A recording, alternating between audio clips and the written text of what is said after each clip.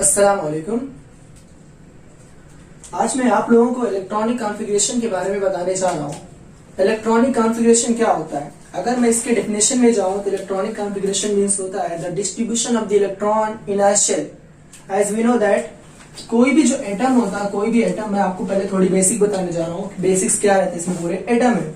तो जब structure of atom के बारे में हम पढ़ेंगे तो आपको मालूम होगा it has two main parts. It has two main parts. इसके टू मेन पार्ट्स रहते हैं। कौन कौन से टू मेन पार्ट्स रहते हैं? First one is shell and second one is nucleus. One is nucleus and one is shell. ये चीज रहता है। और हम पहले भी जानते हैं कि एटम के जो सब एटॉमिक पार्टिकल्स रहते हैं, इसके सब एटॉमिक पार्टिकल्स ऑफ एटम कितने रहते हैं? सब एटॉमिक पार्टिकल्स, 3 सब एटॉमिक पार्टिकल्स रहते हैं। Proton, neutron and electron. ये 3 सब एटॉमिक पार्टिकल्स रहते हैं किसी भी एटम्स में। ये 3 सब एटॉमिक पार्टिकल्स रहते हैं। और ये कहां प्रेजेंट रहते हैं? इसमें तो न्यूक्लियस में क्या प्रेजेंट रहता है? प्रोटॉन को मैं डायरेक्टली ऐसे शो करूंगा P+ because it has positive charge, and neutron को मैं N0 से शो करूंगा because it is a neutral, and electron को मैं E- से शो करूंगा because it has negative charge. तो न्यूक्लियस में क्या प्रेजेंट रहता है? प्रोटॉन और न्यूट्रॉन प्रेजेंट रहते हैं इन द न्यूक्लियस। और शेल में क्या प्रेजेंट रहता है? इलेक्ट्रॉन। इसका मतलब जो इलेक्ट्रॉनिक कॉन्फ़िगरेशन है, हमको सिर्फ और सिर्फ शेल के बारे में पढ़ना है। यानी शेल में इलेक्ट्रॉन का डिस्ट्रीब्यूशन कैसे होता है, कैसे इलेक्ट्रॉन डिस्ट्रीब्यूट होता है किसी भी शेल में, इसके बारे में हम पढ़ेंगे आज इंशाल्लाह। और उसको मैं एक रूल के अकॉर्डिंग पढ़ाऊंगा। कौन से रूल के अकॉर्डिंग? ऑफ बाउ प्रिंसिपल। ऑफ बाउ प्रिंसिपल के अकॉर्डिंग मैं आपको बताऊंगा कि किसी भी शेल में इलेक्ट्रॉन कैसे डिस्ट्रीब्यूट होता है। और ये भी बताऊंगा मैं आपको कि मोलर चार्ट, सबसे पहले मैं आपको मोलर चार्ट ड्रॉ करके दिखाऊंगा। मोलर चार्ट ड्रॉ करने से पहले मैं आपको, जैसे मैंने अभी आपको बताया कि कोई भी एटम है उसके 2 मेन पार्ट्स होते हैं, one is shell, one is nucleus. और एटम के सब एटॉमिक पार्टिकल्स रहते हैं। कितने सब एटॉमिक पार्टिकल्स? 3 सब एटॉमिक पार्टिकल्स आते हैं। Proton, neutron and electron. ये तीनों सब एटॉमिक पार्टिकल्स रहते हैं। सबका मैंने पोजीशन भी बता दिया। तो इलेक्ट्रॉनिक कॉन्फ़िगरेशन में क्या होता है? सिर्फ और सिर्फ इलेक्ट्रॉन का डिस्ट्रीब्यूशन बताना है। तो इलेक्ट्रॉन जनरली डायरेक्टली शेल में नहीं प्रेजेंट रहता। एक्चुअली में तो शेल होते हैं, ये फर्दर क्लासिफाइड होते हैं किसमें? सब शेल्स में। यानी शेल में क्या प्रेजेंट रहता है? सब शेल प्रेजेंट रहते हैं। सब शेल में क्या रहता? फिर सब शेल में कितने सब शेल होते हैं? पहले मैं ये बताना चाह रहा हूँ कितने सब शेल होते हैं। जैसे अगर शेल की बात की जाए तो ऐसे K-L-M-N से शो करते हैं। आप इसके पहले अगर आप एक चैप्टर पढ़े होंगे क्वांटम नंबर, तो आपको उसमें ब्रीफली एक्सप्लेनेशन दिया हुआ शेल के बारे में, कितने शेल होते हैं, कितने सब शेल होते हैं। फिर भी मैं ये समझता हूँ कि आप लोगों को नहीं आता है, अभी आप इससे पहले नहीं पढ़े, आप ये आपकी फर्स्ट क्लास है, इसलिए मैं डायरेक्टली आपको ये सब थोड़ा मतलब स्मॉल इंट्रोडक्शन दे रहा हूँ उसके बारे में, ज्यादा डिटेल से नहीं बता रहा हूँ। तो सबशेल के बारे में अगर हम पढ़ेंगे तो सबशेल कितने टाइप्स के होते हैं? 4 टाइप्स के सबशेल रहते हैं। S, P, D and F। ये 4 सबशेल रहते हैं। इसी 4 सबशेल के बारे में अपने को पढ़ना है। एक्चुअली में इलेक्ट्रॉन पहले शेल में प्रेजेंट होता है, फिर शेल किस में जाता है? सबशेल में इसको क्लासिफाइड किया गया। फिर सबशेल को फर्दर किस में क्लासिफाइड करते हैं हम लोग? ऑर्बिटल्स में। ऑर्बिटल्स में यही जो पोजीशन रहता है, यही पे इलेक्ट्रॉन एग्जैक्टली मतलब प्रेजेंट रहता है। यानी ऑर्बिटल में, किसी भी ऑर्बिटल में इलेक्ट्रॉन प्रेजेंट रहता। अगर मैं जनरली बात करूं तो एटम के 2 पार्ट्स में जो रहते हैं, शेल में इलेक्ट्रॉन प्रेजेंट रहता। लेकिन जब हम और आगे बढ़ेंगे तो आपको पता चलेगा शेल में नहीं, ये सब शेल में फर्दर क्लासिफाइड होता है। फिर सब शेल में क्या होता? सब शेल में फिर ऑर्बिटल्स आते। अब डिफरेंट सबशेल्स हैं। How many subshells are there? There are 4 subshells. 4 subshells are there, S, P, D, F। तो पहले मैं S में बता रहा हूं कितने ऑर्बिटल्स होते हैं, क्योंकि ये जब आप समझेंगे तभी आपको समझ में आएगा कि ये जो इलेक्ट्रॉनिक कॉन्फ़िगरेशन कैसे होगा। तो S में कितने ऑर्बिटल्स होते हैं? 1 ऑर्बिटल्स आते हैं। P में कितने ऑर्बिटल्स होते हैं? P has 3 orbitals, 1 2 3। What about D? D has 5 orbitals, 5 orbitals, 1 2 3 4 5 orbitals. What about F? F has 7 orbitals, 7 orbitals. आप याद रखना ऑड नंबर 1 2 1 3 5 7, आप ऐसे याद रख लेना इसको। ऑड नंबर में आपको समझ में आ जाएगा इंशाल्लाह। 7 1 2 3 4 5 6 7 ऑर्बिटल्स रहते हैं। And every orbital has 2 electrons. किसी भी ऑर्बिटल्स में 2 इलेक्ट्रॉन्स रहेंगे। आपको अगर 4th क्वांटम नंबर पढ़ेंगे, that is spin quantum number, तो आपको उसमें डिटेल से बताया जाएगा कि कैसे इलेक्ट्रॉन प्रेजेंट रहते हैं। तो एक्चुअली में जो इलेक्ट्रॉन्स रहते हैं, 2 इलेक्ट्रॉन्स प्रेजेंट रहते हैं किसी भी ऑर्बिटल्स में। कैसे इलेक्ट्रॉन्स प्रेजेंट रहते हैं? One is positive spin and one is negative spin. One negative spin positive spin का रहता है, that is clockwise, and one is anti clockwise direction में प्रेजेंट रहता, दैट इज नेगेटिव स्पिन। फिर इसमें भी 2 इलेक्ट्रॉन रहेंगे।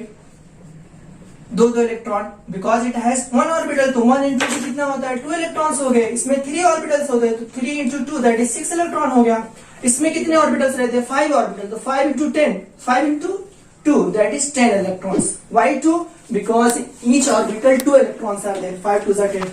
What about F? F has 7 orbitals and 7 to 2 14 electrons. तो जब भी मैं करूंगा आपको पूछूंगा कि S में मैक्सिमम नंबर ऑफ इलेक्ट्रॉन कितने हैं S ऑर्बिटल में, आप 2 इलेक्ट्रॉन्स बोलेंगे।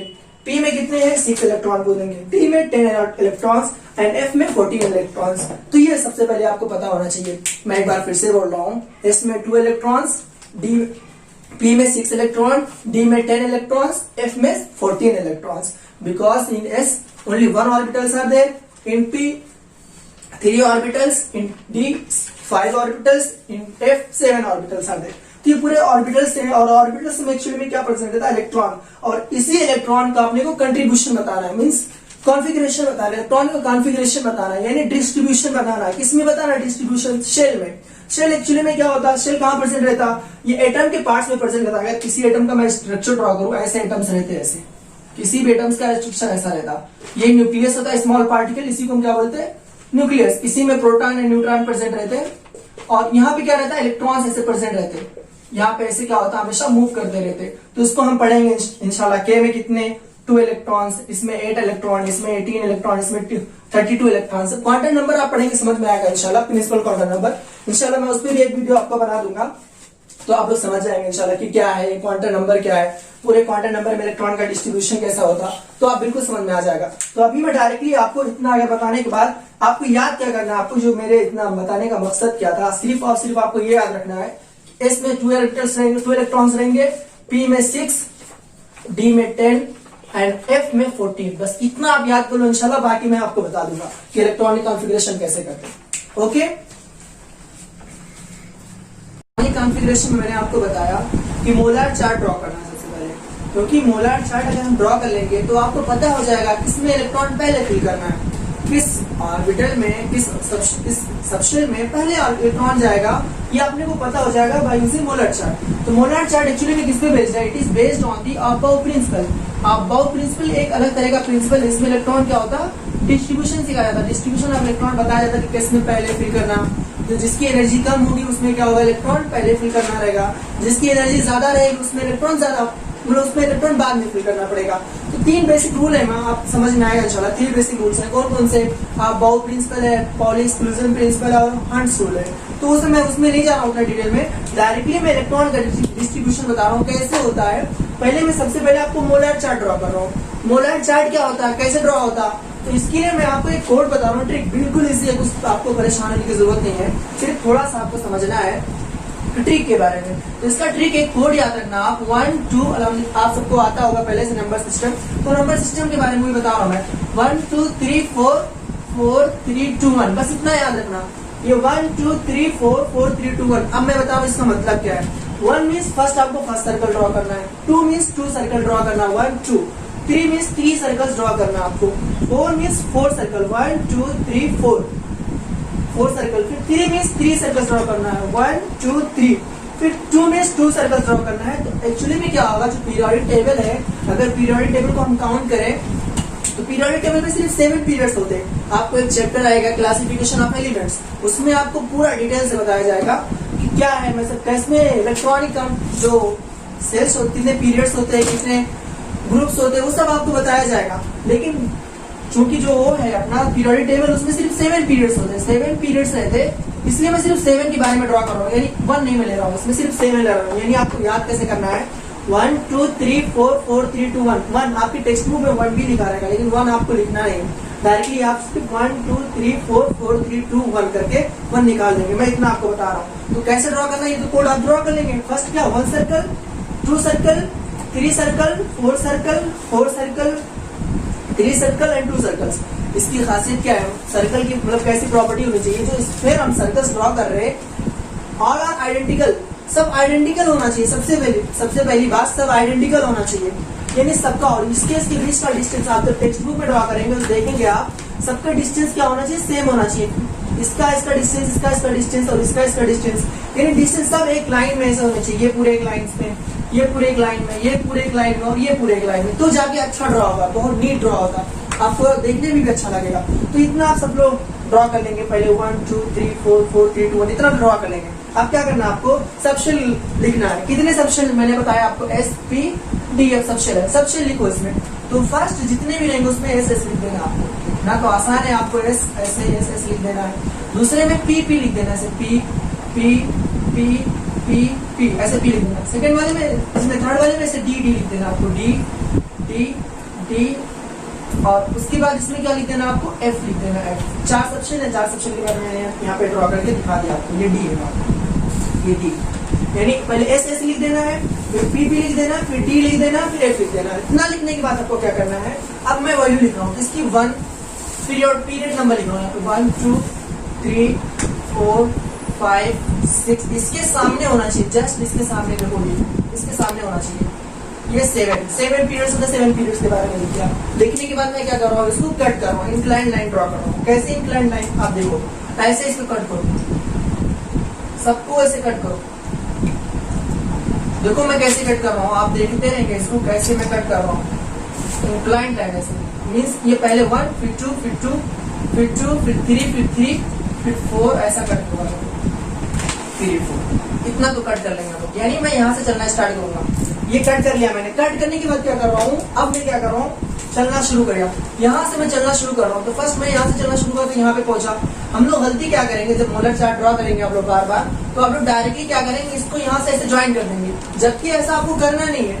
आपको इसको डायरेक्टली ज्वाइन नहीं करना है। एक बार क्या करना है, आपको यहाँ से फिर के यहाँ सामने से इसको ज्वाइन करना है, सामने से। देखो हमेशा हम लोग गलती करेंगे, यहाँ पे ले जाके यहाँ पे डायरेक्टली इसे ज्वाइन कर देंगे। ऐसा नहीं ज्वाइन करना आपको, इधर फ्रंट से आके आपको ज्वाइन करना है। सिमिलरली इसमें हम लोग गलती करेंगे, यहाँ से आके ज्वाइन करेंगे, नहीं ऐसा बिल्कुल नहीं करना आपको। आप क्या करेंगे, यहाँ से जाके डायरेक्टली यहाँ से फ्रंट से ज्वाइन करेंगे, हमेशा फ्रंट से यहाँ से ज्वाइन करना। फिर यहाँ पे हम पहुंचे, ऐसे चलना शुरू किया, देखो फिर क्या, फिर हम लोग यहाँ गलती कर देंगे, यहाँ पे आप लोग डायरेक्टली से ज्वाइन कर देंगे, नहीं ऐसा ज्वाइन नहीं करना आपको, डायरेक्टली यहाँ से आके ज्वाइन करना है। आपको बहुत अच्छे से ड्रॉ होगा, आप अपनी टेक्स्ट बुक में ड्रॉ करके देखेंगे, आपको समझ में आएगा। एक बार ऐसे घूम के जाके ड्रॉ करना, आप यहाँ फ्रंट से आके, यहाँ से जाके डायरेक्टली ज्वाइन नहीं कर देना, यहाँ से ज्वाइन करना इससे आपको। ये देखते रहना आप, मैं कैसे बना रहा हूँ। बस यही एक मोलर चार्ट है, यही मोलर चार्ट अगर ड्रॉ कर लेंगे, पूरा इलेक्ट्रॉनिक कॉन्फ़िगरेशन कैसा होता है आप बिल्कुल समझ में आ जाएगा। बस इतना इनफ है अपने पास, इतना बहुत हो जाता है, इतना अपने लिए।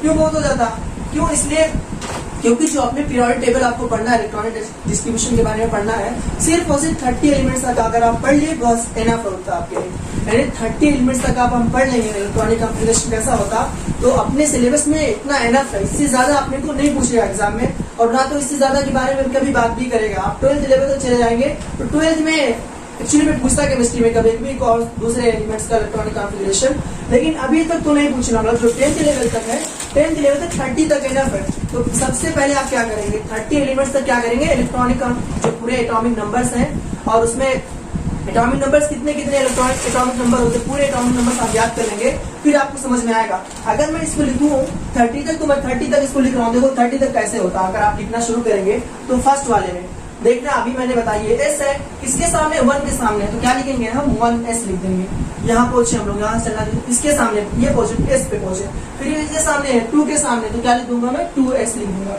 फिर 2S पे आगे, इधर आके फिर मैं क्या कर रहा हूँ, इधर पहुंचा हूँ, किस पे पहुंच रहा हूँ, P किसके सामने, 2 के सामने, तो क्या लिखूंगा मैं, 2P लिख दूंगा। 2P पे पहुंचा मैं, 2K से फिर क्या पहुंचा, S पे, S के सामने क्या है, 3 है, यहाँ पे क्या लिखूंगा मैं, 3S लिखूंगा। 3S लिख दिया मैंने। उसके बाद 3S लिखने के बाद क्या कर रहा हूँ मैं, यहाँ पे फिर इधर गया, फिर क्या हुआ, P के सामने गया, तो ये क्या हुआ, 3P हो गया। बस यही आपको देखना है, पहले कौन आता है। फिर 3P के बाद यहाँ पे S आएंगे, S के सामने क्या है, 4 है, तो क्या लिखूंगा मैं, 4S लिख दूंगा। 4S के बाद क्या हो जाएगा, यहाँ पे आएंगे तो क्या लिखेंगे हम, यहाँ पे पहुंचे D किसके सामने है, 3D। कंफ्यूजन नहीं होना आप, बिल्कुल कंफ्यूज नहीं होना आप। देखेंगे पहले S इसके सामने, 1 के सामने, तो 1S हो गया। फिर इधर आए हम S के पास पहुंचे, S के पास ही क्या होगा, 2S हो गया। फिर यहाँ पहुंचे हम लोग, क्या होगा, P इसके सामने, 2 के सामने, 2P लिख देंगे। यहाँ पे आए किसके सामने, S के सामने, तो क्या लिख देंगे, 3S लिख देंगे, S हो गया। यहाँ पे आगे हम लोग इसके P के पास पहुंचे, P के सामने क्या है, 3 है, 3P लिखूंगा मैंने। ऐसे मैं लिखते जाऊंगा, कब तक लिखूंगा, जब तक जरूरत पड़ जाएगी मैं लिखता रहूंगा। तो मैं आपको सिर्फ 30 तक बता रहा हूँ, तो 30 के लिए इतना इनफ है। अब मैं थोड़ा इसमें एक्सपेंड करके बता रहा हूँ आप लोगों को। तो अभी मैंने आपको बताया what is the maximum number of electron S orbital, 2 मैंने बताया था आपको. What is that? Because it has one orbital. In one orbital 2 electrons are present. S में 2 लिखूंगा. पी में कितने ऑर्बिटल्स होते हैं? In P there are 3 orbitals are there. 3 orbitals and one orbital has 2 electrons. So 3 2s are 6. यानी P has 3 electrons. What about D? D कितने electrons रहते हैं इसमें? Because it has 5 orbitals. It has 5 orbitals. Then 5 2s are 10. It has 10 electrons. What about F? F has 14 electrons because it has 7 orbitals. ये पूरे मैंने बता रहा हूँ. जहां जाए उसी जगह पे 2 लिखूंगा. जहां जहां P है उसी जगह में 6 लिखूंगा. S 2 P's 2 6 2 10 ऐसे आपको लिखना है. तो आप अगर काउंट करेंगे इलेक्ट्रॉन तो आपको समझ में आ जाएगा. 2 + 2 4 + 6 10 + 2 12 + 6 18 + 2 20 20 + 10 30. यानी 30 तक इतना है. बस इतना आपको करना है. अब कोई भी एलिमेंट्स आप उठाओ और उसको क्या करो, इलेक्ट्रॉनिक कॉन्फ़िगरेशन करना शुरू कर दो. कोई भी एलिमेंट्स आप उठाओ. मैं फॉर एग्जांपल मैं ले रहा हूँ एक एलिमेंट्स ले रहा हूँ, सोडियम ले रहा हूँ. Sodium. What is the atomic number of sodium? The atomic number of sodium is 11. आपको ये याद रखना पड़ेगा. मैं 2-3 आपको करके दिखा रहा हूँ. तो electronic configuration of what atomic number of sodium is 11. 11 को मैं क्या कर रहा हूँ, इलेक्ट्रॉनिक्स में डिस्ट्रीब्यूशन कैसे होता है मैं ये आपको बता रहा हूँ. तो इसका 7 हो गया. अब इसको काउंट 11 होता तो 11 को मैं काउंट करूंगा तो देखेंगे 2 + 2 4 + 6 10 10 + 2 12. यहाँ तक हम पहुंचे तो 12 हो गया. यानी 12 इलेक्ट्रॉन ज्यादा हो गया. इलेक्ट्रॉन अपने को 11 इलेक्ट्रॉन लाना है. इसका मतलब क्या करेंगे, यहाँ पे 1s2 2s2 2p6.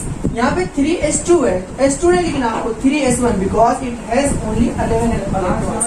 As we know that the atomic number show the किसी भी एलिमेंट का जो एटॉमिक नंबर होता है वो ये शो करता है कि उसमें कितने प्रोटॉन प्रेजेंट है.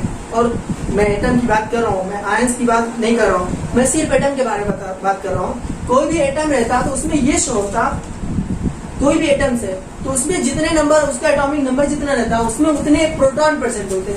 और जितना प्रोटॉन प्रेजेंट होता उतने उसमें क्या प्रेजेंट रहते, इलेक्ट्रॉन प्रेजेंट रहते. इसका मतलब क्या हुआ, it has 11 as a atomic number. तो इसका मतलब ये है कि इसमें 11 इलेक्ट्रॉन प्रेजेंट हो गए. तो 11 इलेक्ट्रॉन ऐसे मैं लिख दिया 1s2 2s2 2p6 3s1 2 + 2 4 + 6 10 + 1 11 हो जाएगा. अगर मैं बात करूं और बोलो, आप कोई भी एलिमेंट्स बोलो. फॉर एग्जाम्पल मैं पोटेशियम की बात कर रहा हूँ. What is the atomic number of potassium? 19. आप ऐसे पहले लिख लेंगे, आपको बिल्कुल समझ में आ जाएगा. देखेंगे, मान लो कि मुझे याद नहीं है तो डायरेक्टली ऐसे करेंगे 1s2 2s2 काउंट करते रहेंगे. 4 हो गया, 2p6 10 हो गया, 3s2 12 हो गया, 3p6 18 हो गया, 2 + 2 4 + 6 10 10 + 2 12 12 + 6 18 हो गया. अभी एक इलेक्ट्रॉन की और जरूरत है. तो 3p के बाद किसमें जाता, 4s2 में जाता.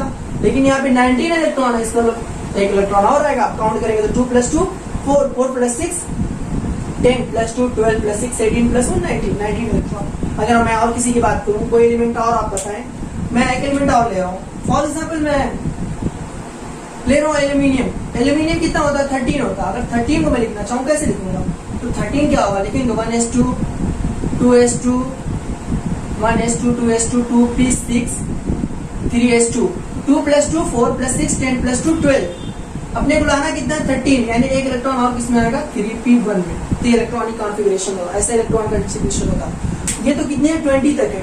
20 तक ये आपको ऐसा करना पड़ेगा. लेकिन जैसे मैं 21 से किस में जाऊंगा, 30 तक. 21 से 30 तक उसके लिए ट्रिक है, आपको डायरेक्टली आप कर सकते हैं.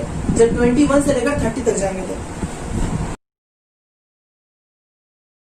लेकर 30 तक 21 से 30 तक कैसे इलेक्ट्रॉनिक कॉन्फ़िगरेशन करेंगे किसी भी एलिमेंट का. अगर 21 से लेकर 30 जिसका एटॉमिक नंबर होता, उसका इलेक्ट्रॉनिक कॉन्फ़िगरेशन कैसे करते हैं, तो उसका मैं एक आपको ट्रिक बता रहा हूँ, आप याद रखना डायरेक्टली. सबसे पहले इलेक्ट्रॉनिक कॉन्फ़िगरेशन 21 से लेकर 30 तक करने से पहले आपको आर्गन दैट इज 18 का एटॉमिक नंबर आना चाहिए. 18 एटॉमिक नंबर. आप जब पीरियोडिक टेबल पढ़ेंगे तो आपको पता चलेगा एक ग्रुप है वहां. कौन सा ग्रुप, 18th ग्रुप, नोबल, जिसको नोबल गैस बोलते हैं. क्या है, helium, neon, organ, krypton, xenon and radon. ये पूरे हैं इसके, ये पूरे एटॉमिक नंबर है. ये क्या होता है, नोबल गैसेस. ये क्या होते हैं, किसी से रिएक्ट नहीं करते. तो कोई भी अपने आप को ऐसा स्टेबल बनाने की कोशिश करेगा. तो सबसे पहले मैं आर्गन में अगर बता दूं इलेक्ट्रॉनिक कॉन्फ़िगरेशन तो ये सब आसान हो जाएंगे अपने लिए समझने में. तो आर्गन का इलेक्ट्रॉनिक कॉन्फ़िगरेशन कितना एटॉमिक नंबर होता है, 18.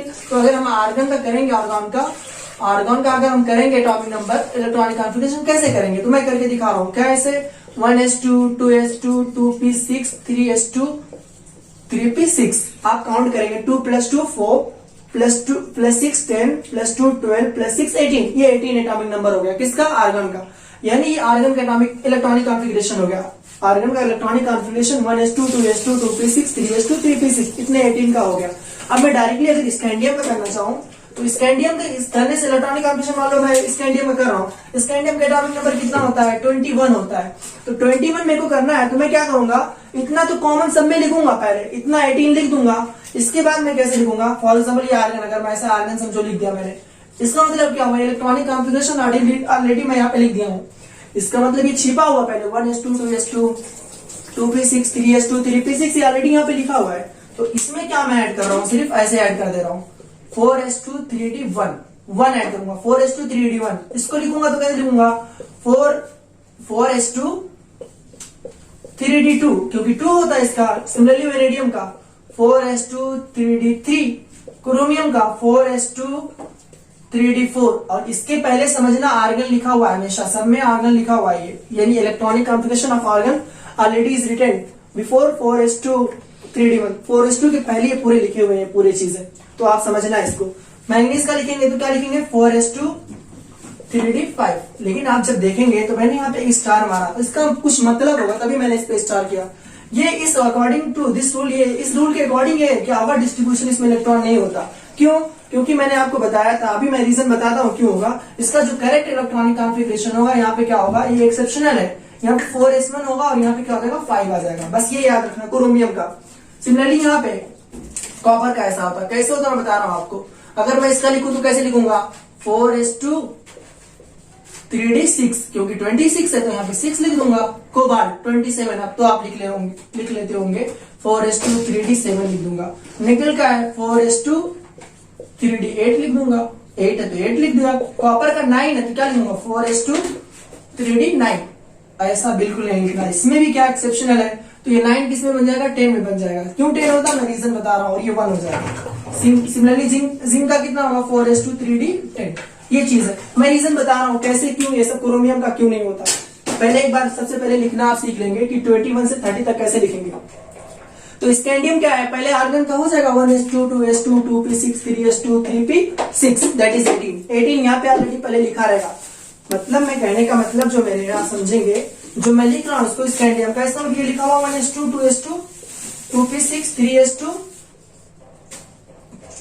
3p6 4s2 3d1 लिखा हुआ है।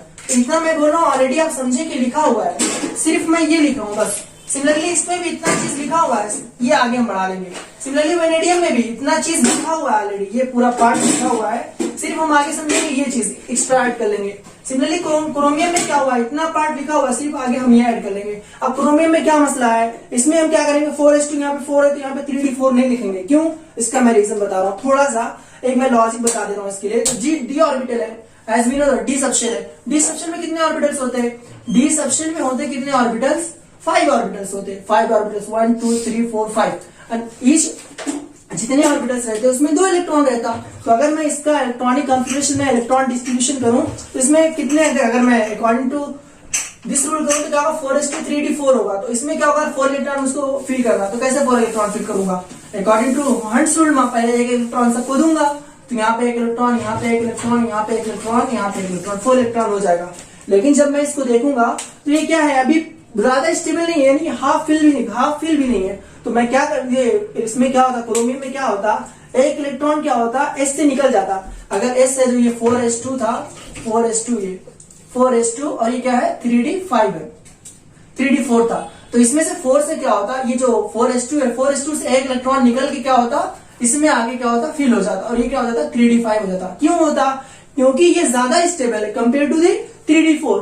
3d4 हाफ फिल भी नहीं है और ये हाफ फुल है। देखो मां, इसमें क्या है? ये एटलीस्ट फुल तो नहीं है, फुल फिल नहीं है पूरी तरह से, लेकिन इलेक्ट्रॉन इसमें जो है हाफ फिल है, यानी 5 इलेक्ट्रॉन है, यानी सब में एक इलेक्ट्रॉन हो गया। इसका मतलब ये ज्यादा ही स्टेबल है कंपेयर टू दी 3d4। तो इसलिए क्या होता है? एक इलेक्ट्रॉन इसमें क्या होता है? जंप हो जाता है। और बहुत सारे रीजन है जो आपको जानने की जरूरत नहीं है अभी, सिर्फ आप इतना समझेंगे कि इसका इलेक्ट्रॉनिक कॉन्फ़िगरेशन कैसे होता है, 4s1 3d5।